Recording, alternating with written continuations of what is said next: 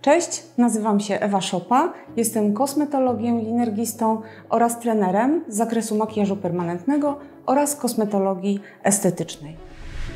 Dzisiejszy filmik będzie dotyczył najczęstszych błędów, jakie popełniamy w trakcie wykonywania makijażu permanentnego brwi. Mam nadzieję, że będzie on przydatny, zwłaszcza dla osób, które są początkujące, które stawiają dopiero swoje pierwsze kroki w świecie makijażu permanentnego. Wszyscy marzymy o tym, aby nasze brwi, aby nasza praca była wykonana bardzo lekko, miękko, puszyście i pudrowo, żeby brwi nie były przerysowane, żeby nie były za ciężkie, żeby nie było kantów i po wygojeniu, żeby ta praca była bardzo równomiernie nasycona. Nasze brwi nie mogą mieć ciapek, szlaczków, słupków. My chcemy, żeby one były miękko rozpudrowane, żeby była bardzo ładnie rozłożona w nich gradacja i nie było widocznych kreseczek, przecinków. Dlaczego czasami dzieje się tak, że kropka nie jest kropką, a piksel nie jest pikselem? Z reguły ta odpowiedź jest bardzo prosta, musimy ją tylko znaleźć i skorygować ten błąd. Może rozpocznę od pierwszej podstawowej kwestii ćwiczeń. Wszyscy musimy ćwiczyć, żeby się rozwijać i żeby trenować nasz warsztat pracy. W związku z czym, co ja proponuję, żeby codziennie, jak na przykład oglądamy telewizor, siedzimy sobie już rozluźnieni w domu, wziąć sobie ołówek do ręki i tym ołówkiem poćwiczyć podstawowe ruchy, jakie wykonujemy w trakcie pigmentacji.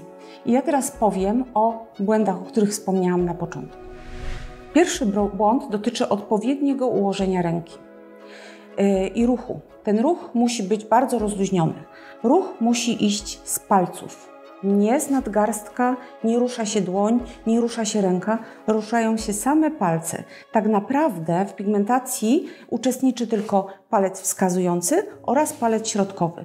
Palec wskazujący popycha nam naszą rączkę do siebie, natomiast palec środkowy wypycha w przeciwnym kierunku. Zwróćcie uwagę, mój kciuk jest praktycznie nieruchomy. Tutaj nic się nie rusza. Mam oczywiście stabilnie podpartą rękę, natomiast tutaj ruch idzie tylko z luźnych palców. On nie może być spięty. Jeżeli my będziemy pracować przesuwając ręką, to ten puder nam nie wyjdzie. To nie będzie kropka. To będzie przecinki, kreski, paski. Ruch musi być bardzo rozluźniony. Napięcie będzie działało jakby przeciwko nam. Kolejny błąd to jest zbyt ograniczony wychył. Co to znaczy ograniczony wychył? Ja do moich kursantek często mówię tak zabawnie, że kopią ziemniaki, bo faktycznie robią wychył tak jakby od kąta prostego tylko w jednym kierunku. Wychył musi mieć szerszy zakres, on musi iść jakby od przodu, tak? Od przodu musimy te palce naprawdę rozluźnić, żeby ten zakres był pełny. Więc jest to kolejny błąd, który może zupełnie zniszczyć naszą pigmentację. Kolejny błąd to jest nieutrzymywanie kąta prostego. Pamiętajcie, pigmentujemy pod kątem 90 stopni. To nie jest kąt 80 stopni, 70, 60, 90 zupełnie prostopadle do naszej skóry. Dlaczego? Zobaczcie, jeżeli igła nasza bije i trzymamy rękę w kącie prostym, to ta igła będzie biła i będzie nam zostawiała w skórze kropeczki. Natomiast jeżeli my przechylimy i zrobimy kąt ostry, to igła bijąc będzie nam zostawiała kreseczki. Więc już nie będzie to ładny piksel, to już nie będzie taki równiutki puder. Ja wiem, że to jest trudne, bo my długopis tak trzymamy i wszyscy całe życie piszemy w ten sposób. Nikt nie pisze tak naprawdę w kącie 90 stopni, więc jakby instynktownie ta ręka nam się troszeczkę zmienia nam się ten pochył, ale jednak starajmy się to kontrolować, ponieważ to może również być kluczem do naszej udanej pigmentacji. Często mamy taką sytuację, że brwi po wygojeniu, albo nawet w trakcie pigmentacji już to widzimy, że tworzą się słupki. Takie dosłownie poprzeczne słupki. Czego to najczęściej jest wynikiem? Otóż do pudrowania mamy dwojakiego rodzaju ruchy. Pierwszy to jest ruch wahadłowy. Ruch wahadłowy polega na tym, że w skórze jesteśmy w dwie strony. I do przodu, i do tyłu cały czas jesteśmy w skórze. Natomiast ruch wyrzutowy jest tylko w jednym kierunku. Tylko do siebie, bądź ewentualnie od siebie, drugą stronę wraca w powietrzu.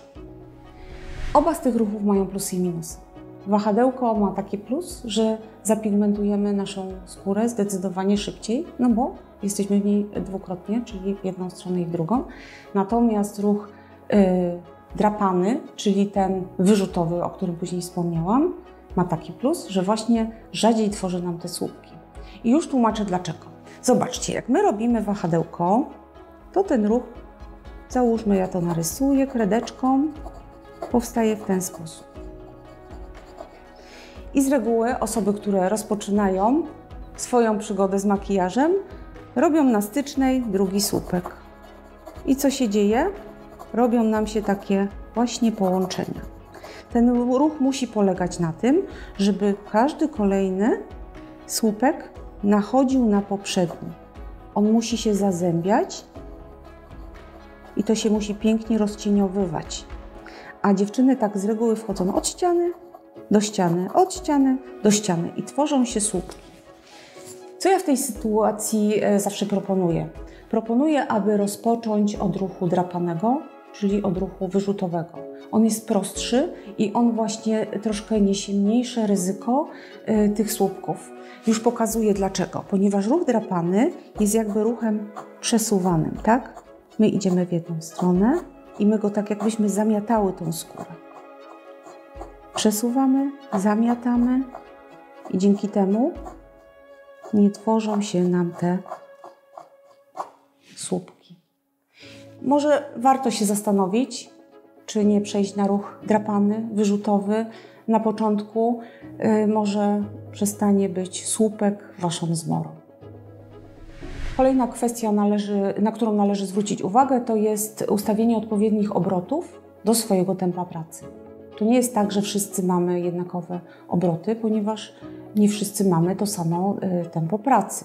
Jedne osoby bardzo szybko operują rączką i bardzo szybko pracują, inne osoby zdecydowanie wolniej, zwłaszcza jak są początkujące, w związku z czym nie możemy mieć tych samych wszyscy obrotów. Wyobraźcie sobie, jeżeli osoba bardzo wolno pracuje i ma wysokie bardzo obroty, to pokaleczy skórę. Tam można tak straumatyzować skórę, że ta pigmentacja na pewno nie będzie ładna. Poza tym przebarwie się będzie być może za głęboka, być może nawet ktoś tam zrobi bliznę. Także obroty nie mogą być wówczas za wysokie. Z kolei jeżeli będzie na odwrót, na przykład ktoś bardzo szybko pracuje ręką, a obroty ma bardzo niskie ustawione, to ten ruch igły nie nadąży za ruchem ręki i jaki będzie tego skutek? Zamiast kropki znowu będą kreski, przecinki i skóra będzie nadszarpnięta. No, mogą się tam zdarzyć nawet właśnie takie większe urazy, w związku z czym również jest to nieodpowiednie. Obrót musi być dopasowany do naszej techniki pracy, do naszego ruchu, do naszego tempa pracy. Bardzo często moi kursanci właśnie zadają mi to pytanie: Ewa, jakie mam ustawić obroty? Jaki mam ustawić wysuw igły? To jest najczęstsze pytanie. Ja rozumiem te osoby, bo oczywiście zaczynamy, więc nie ma złych pytań. Natomiast, no właśnie, i zmierzam do tego, nie ma na to jednoznacznej odpowiedzi. Ustalamy swoje tempo pracy i dobieramy do tego odpowiednie obroty. Jak to najlepiej zrobić? Za chwilkę ja przejdę do skórek, będziemy sobie troszeczkę tutaj ćwiczyć, więc ja jeszcze powtórzę pewne kwestie. Natomiast co ja zalecam? Włączyć maszynkę, wziąć sobie skórkę, poćwiczyć i zobaczyć, jaki zostawiamy piksel. Jeżeli wychodzi kreska, nie podoba nam się ta kropeczka, to znaczy, że coś jest nie tak. Zmieniamy obroty, włączamy na wyższe, potem spróbujmy obniżyć obroty i sprawdzajmy, jaki zostawimy ślad, co się zmienia, bo być może błędem właśnie jest to, że mamy nieodpowiednie tempo, nieodpowiednie obroty do tempa pracy. Podsumowując, ćwiczymy długopisem, ołówkiem w domu, w wolnych chwilach. Wiadomo, że nie zawsze mamy pod ręką maszynkę, nie zawsze mamy pod ręką skórkę, w związku z czym każdą luźną chwilę wykorzystujmy do rozluźnienia ręki, do odpowiedniego wychyłu, tak jak wspomniałam, do kątu prostego, żeby utrzymywać go w odpowiednim nachyleniu, ten długopis. I co? No i pracujemy na skórkach, słuchajcie.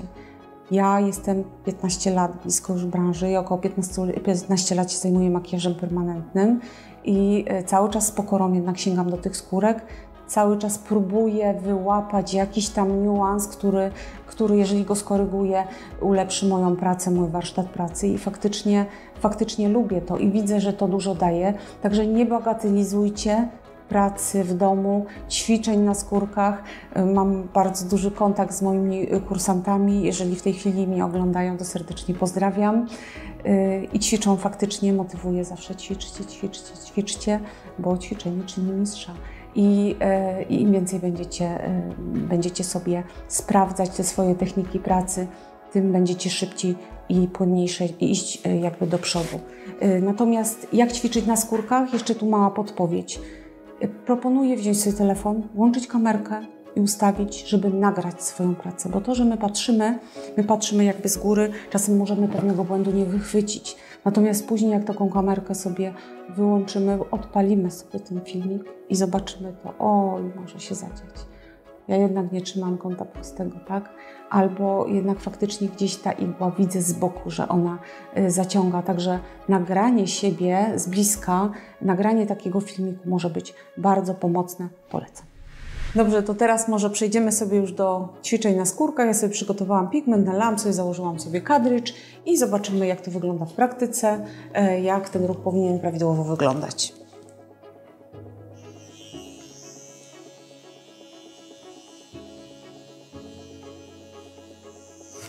Igłę muszę wyregulować.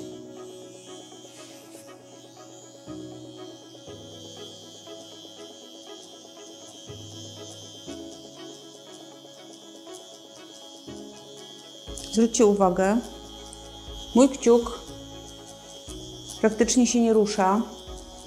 Pracują tylko palec wskazujący oraz palec środkowy. Ręka jest nieruchoma, podparta stabilnie. Podpieram się na małym paluszku. Poprawia mi to jakby możliwość zachowania tego kąta prostego, tak? Im wyżej ja się na palcu tak naprawdę dźwignę, tym łatwiej jest utrzymać kąt prosty. Im niżej się położymy, zobaczcie, co się dzieje. Nachyla się nasza rączka i gubimy ten kąt prosty. W związku z czym podpieramy się na paluszku i luźno skrobiemy sobie naszą skórkę. Powstaje puszek, powstaje delikatne nasycenie. Muszę sobie pobrać pigment już.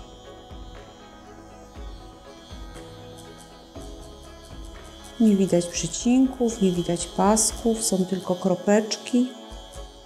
Oczywiście, jeżeli chcemy zrobić gradację, to musimy dłużej być w jednym miejscu, nasycać stopniowo tą brew, tak? Potem troszkę rozluźniać ruch.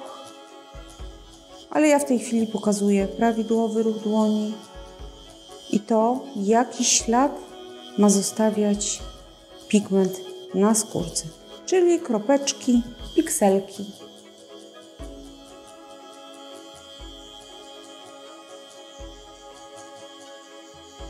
Jeszcze raz pokażę.